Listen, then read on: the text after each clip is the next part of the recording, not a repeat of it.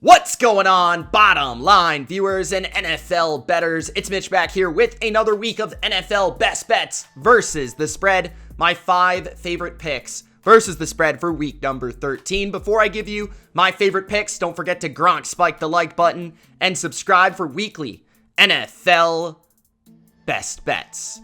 Last week was tough. Last week was crazy. Last week was wild. And every bet, every game came down to the last second. At least it felt that way.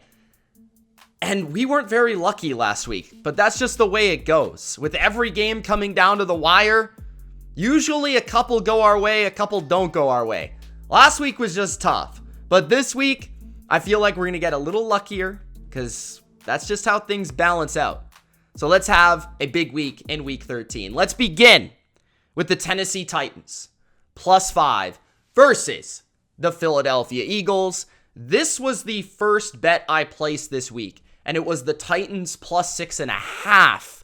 This line has moved all the way to 5. So there's a lot of money coming in on the underdog Mike Vrabel Tennessee Titans, as there typically will be, as Mike Vrabel is the most profitable underdog in all of the NFL. This was one that I actually placed last week on Saturday. I was looking at the lines for week number 13, and this one just popped out to me. It just felt off. And I immediately ran and placed a bet on the Titans. And the reason I really like the Titans +6.5, +6, +5, I'd probably still take it at 4, 4.5. I feel like the Titans can win this game. I really do. And whenever you can feel that way about a dog of 4.5, 5 points, you feel pretty confident. The Philadelphia Eagles are a team that need to be able to run the ball, and they're a team that has struggled against the run. What do the Titans do better than just about anybody? They run the ball, they stop the run. That is what Mike Vrabel teams do. They play physical, they play tough, they play gritty. That is the style that the Eagles want to play. They want to be able to impose their will versus their opponent up front, dictate the line of scrimmage, and manage the game through their running game. The Titans do that well, do that exceptionally well, and they have no problem playing this type of game. I also think, just generally, Ryan Tannehill has been very underrated the last few weeks with how many throws he's been able to make on third down in key situations, and he's been moving the ball through the air. They have struggled to run the ball recently against good run defenses like the Bengals.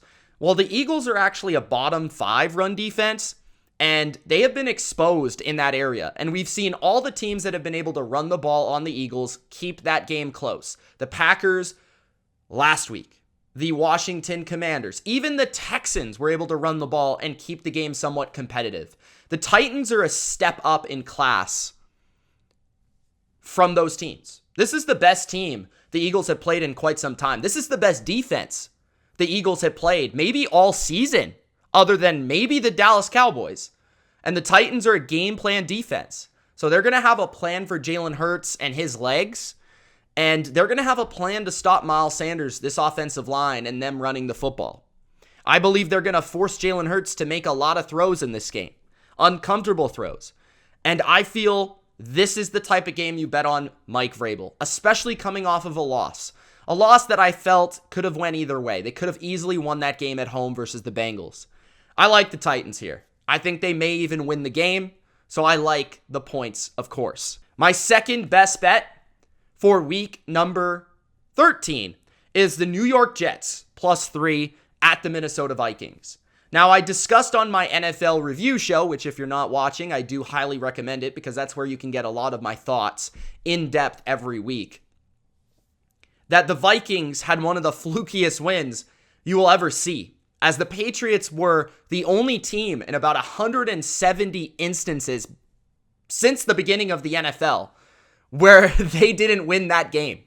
They didn't win the game with 25 plus points. They didn't win the game with no turnovers, with no missed kicks, with this and that. And it was a ridiculous stat, right? The Vikings have been the flukiest team all year. It's been them and the Giants. They've been the luckiest teams in the game. There's a reason this team only has 2 losses, but has only a +5 point differential. And even though they beat me last week, and even though they covered last week, it was a very fortunate cover. And I think if it were not for some questionable referee calls, I feel like the Patriots probably win the game. So now they play the New York Jets. The Jets are coming off a big momentum, confidence-building win. And why do I say that? Yeah, it was only against the Bears, but it was a blowout against the Bears on the road in bad weather with a new quarterback. A quarterback, well, how's he going to fare in his first game? And I feel like Jets players now are going to really gravitate towards this Mike White team and what their identity will be with him. Mike White is a lot better than Zach Wilson for this team. He protects the football. He distributes the ball. He gets it out quick. He protects his offensive line. They know they're going to run it a bit. And I feel in this game, Mike White's going to look really good again. He's playing another below average bad defense. We saw Mac Jones slice and dice the Minnesota Vikings all day long last week. Mike White can do similar things in this game. Maybe not to the degree of 380 yards or whatever Mac Jones had, but I don't think he'll have to have 380 yards in this game. Garrett Wilson, Elijah Moore, Corey Davis, Tyler Conklin, all his pieces at wide receiver and tight end, CJ Uzoma, they're all there to take advantage of this secondary. I do think that he'll have a nice game. And I do think the Jets will be able to run the ball well enough for him to not be put in some tough third down and long situations. So I like the Jets to move the ball and score into the 20s. I do look at a Jets defense as possibly the best in football. They have an amazing front seven that's fast, that's stout, that's tough, that's strong. And I think they can stop the run of Dalvin Cook much as the Patriots did, but in a way that the Patriots couldn't. I think they're going to rush the passer a little bit better. I think their ability to cover in space, I think their secondary, their corners, I think that ability to slow down Justin Jefferson a little bit better. I think that they will be able to get in the face of Kirk Cousins more consistently than New England did and make life difficult, specifically with John Franklin Myers and Quinnen Williams and those guys' ability to get in the interior and rush in the face of the pocket quarterback Kirk Cousins. So I like this matchup for the Jets. I like a matchup where they're going to be able to play a weaker defense where they can move the ball, and I count on their strong defense to be able to do a well enough job on the road versus a good Vikings offense to potentially win this game outright and at least cover, because I think this game will come down to a field goal. Maybe the Vikings win by 2, maybe they win by 1. I could see them winning by a field goal, okay, whatever. But I could also see the Jets winning this game, especially after the Vikings had a big bounce back, big Thanksgiving performance on prime time that they never win with Kirk Cousins. Now they come back down to earth and play a physical, tough Jets team that smacks you in the mouth. So give me the Jets +3. My third best bet for week number 13 is the Green Bay Packers -4 over the Chicago Bears. This is basic. If Aaron Rodgers is playing, this is a bet that Aaron Rodgers owns the Chicago Bears. He told the fans, he told us he owns the Chicago Bears, and he absolutely does. It's as straight and as even and as simple as that. You take Aaron Rodgers versus the Chicago Bears, especially in a game where the Bears are now without Darnell Mooney for the season. Eddie Jackson's done. Justin Fields probably not going to play. If that's the case, 4 points simply isn't enough, because the Packers will be able to run the ball at will versus a bad run defense of the Bears, who gave up a ton of yards to the Jets. And Mike White looked amazing against this team with basically the same offensive scheme, with Mike LaFleur over there with the Jets, Matt LaFleur with the Packers. I think they'll be able to dice up the Bears in the passing game as well, taking a lot of what the Jets did and using that to their advantage. On top of that, I think the Packers in the passing game can get a pass rush, cause some errors, cause some, interceptions, some bad plays from the Bears passing attack. So I like the Packers' ability to cover here, to win, to score points, and just outpace the Bears. I think the Bears are looking to get a high pick at this point. I don't think they're going to force Justin Fields to play if he's uncomfortable. So I like the Packers. Even if Jordan Love plays, assuming that Fields doesn't, I would take the Packers -4. My fourth pick versus the spread. And I understand I don't want to be a hypocrite here, because I've said many times I don't like betting on the Raiders anymore. But something about last week, seeing them go to Seattle, the 12th man, in a hostile environment versus a team that's expected to make the playoffs and win a game in overtime where a lot of people are counting them out, and I personally didn't think they would win. I just like the vibes right now coming from the Raiders. I think there's still a lot of fight there, a lot of passion there. And Now they play the Chargers at home. The first game this year, they should have beat the Chargers. It was the first game of the season, and Derek Carr threw 3 picks, I believe, in that game. That was against a healthy Chargers defense. That was with Joey Bosa in the game. That was with a healthy Chargers offensive line, healthy receiving core, all the pieces, right? This game, the Chargers have been dreadful against the run, and that's when the Raiders didn't know they were a run-first team on offense.